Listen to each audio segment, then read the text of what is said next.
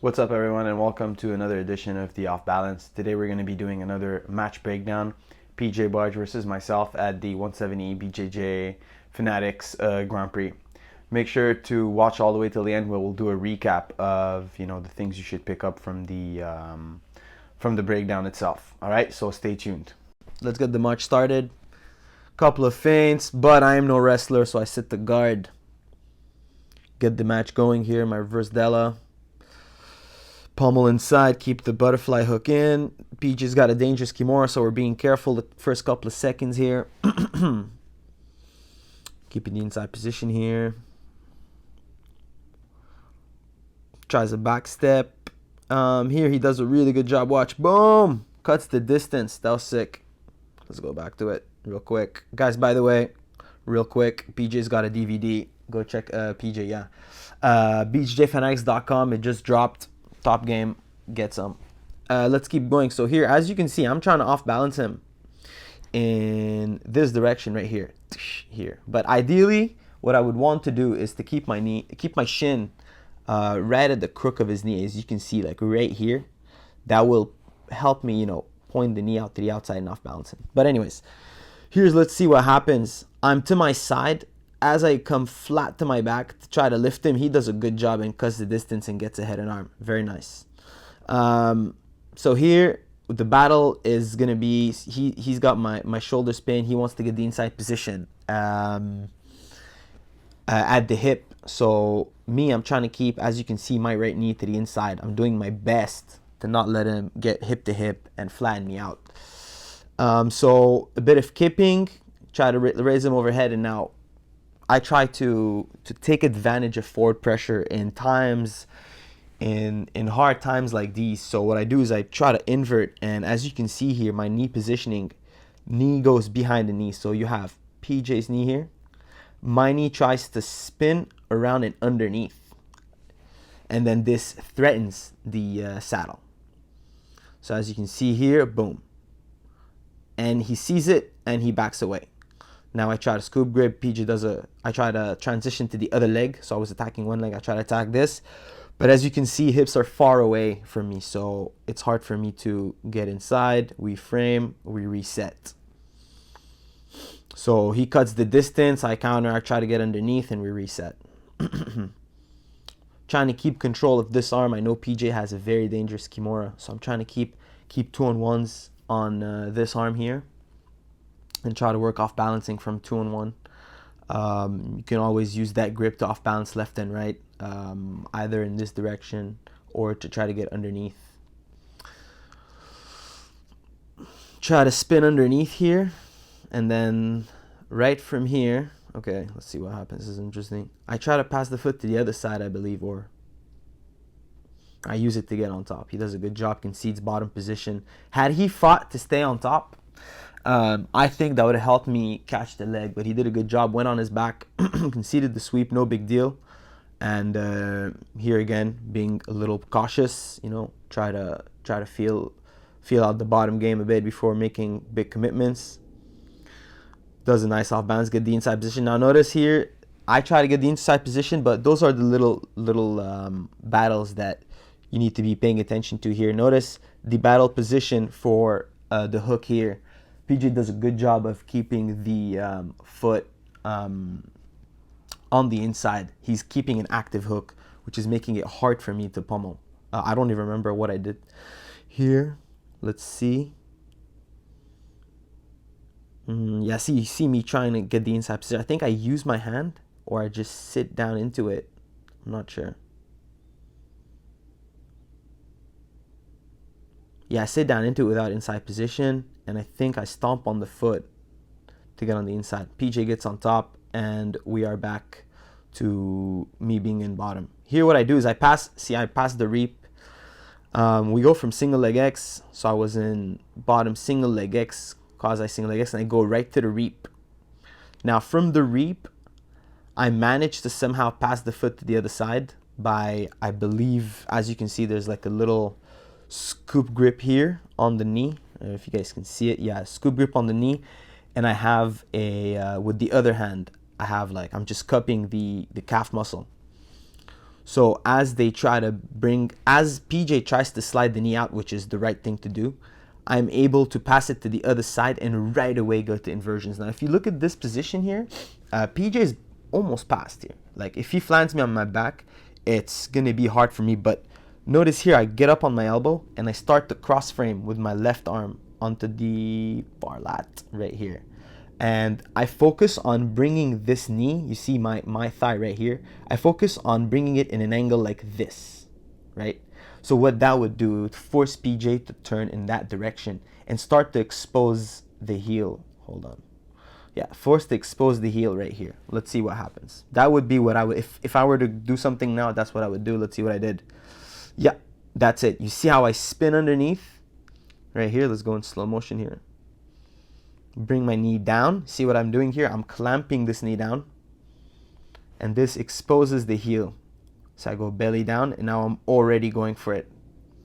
Here, I have it, but PJ does a good job. Turns and heel slips. Comes back on top, and it's hard for me to get any braking mechanic. And as you can see here, he gets his arm on the inside. And look, his knee's almost out. So he does a good job of defending. And I think we reset here. He's got the arm on the inside. He's got good base. I lost the heel. He's doing a good job of hand fighting, which is better than what 90% of people do, and to turn the wrong direction. So, you know, hand fighting, facing me, heel slipping. Good defensive reactions.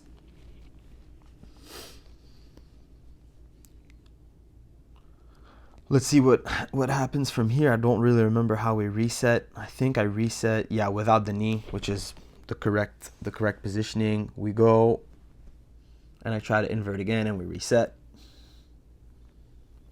So that was off an inversion. And again, here he does a good job of closing the distance. That's like something I need to be more aware of, I guess, because at the gym, a couple of guys do that to me too. I'll sit up like foolishly, and guys, see how he cuts the distance, times it very nicely. Right here, let's see it. The grip, good head positioning. See how he's posting his hand on the hip here. He's matching head level almost here. Head level, inside positioning, and then as we advance, as I try to sit up, he takes advantage of it. Boom, and then cuts the distance. Head and arm, and that's the same battle we had in the first exchange. So here I'm trying to do the same thing. He's driving forward here. I'm trying to use that to take him even more in that direction. So what that does here, if we keep going, I try to take him overhead. So one direction didn't work. Let's go back a bit. In desperate times, we need to find any off balance that works here. So look here, I'll advance a bit. And then, yeah, I try to off balance him in this direction here. And now the forward pressure helps me now. The more he drives into me, the more this is available. And this helps me get that knee to the inside. And then we're back in the same position. You see how it's almost being in the saddle before being in it. My knee will go behind his knee. And we'll do the same thing. Try to threaten the saddle. He sees it. Spins out, concedes bottom position. And I think, honestly, it's not a bad strategy in submission only. Concede bottom position and protect your leg, especially when it's close to, you know, giving a bad position. Now here, as you can see here, keeping the trying to keep the inside position. He wants to pummel in. I'm trying to keep his foot out. Obviously trying to attack the legs again. Sit back into it. He spins, I spin with him. So it's basically like nothing happened here. I try to backstep on the leg. Again, try to pummel to the inside. He does a good job. See how he's staying nice and low. Staying nice and heavy. Working the stack. I mean, this is always a good strategy. If you see somebody attacking your legs, stay nice and low, stacking. Oh shit, yeah, here I poked him pretty bad, man. I felt pretty bad. But yeah, as I was saying before, I poked him in the eye. If you're a PJ, it's a good strategy to, you know, time me as I sit up, or, you know, work stacking, work double unders, things like that. It's not easy to get under it, and it's a highly recommended strategy, you know. Or you can initiate the leg lock exchange and put me on the defense, and it makes it less likely that I will attack your legs. So here, PJ's okay. Let's fast forward it a bit. and shake hands. PJ says we're okay. I apologize. Ref gives me a little warning, and we're back at it. Pummel to the inside. Try to work a high sting game here. I know PJ has good loose passing. Collar tie, high sting. Pull. Trying to work with the overhook. Trying to work the right here. This is one of my favorite guards to play. A half butterfly with a cross frame. With the, you see my cross frame right here, across the chest. It's my favorite, one of my favorite guards to play. Because again, you can put them in a dilemma. Either you attack the secondary leg right here, over here, or the far leg right here. And you can start working inversions. From here, you can see I can start attacking the secondary leg. I don't know why I didn't do it, but I have the inside position, so a little inversion. I should start attacking the leg. Oh, I try it. PJ stays nice and low. And I believe here we reset. There we go. Play a high sting game. So here, that was a nice exchange, actually. A lot happened. Let's go back over it. Here, I try to heist up and take and snap PJ down, but the man's a wrestler, counters, and works his way to the back. And right away, I was like, do not try to wrestle with the wrestler. And I try to Granby. He follows very nicely. And here, I mean, he's in a good position. You know, it's a near back take. So I'm framing. So here's the thing. The one thing I don't want to do is I don't want him to... I mean, he has me dilemma. Either he takes my back or he passes. So for me, the ideal thing would be... I mean, it's something I made a mistake against Canuto, but I need to be framing and trying to bring my hips as far as possible from him.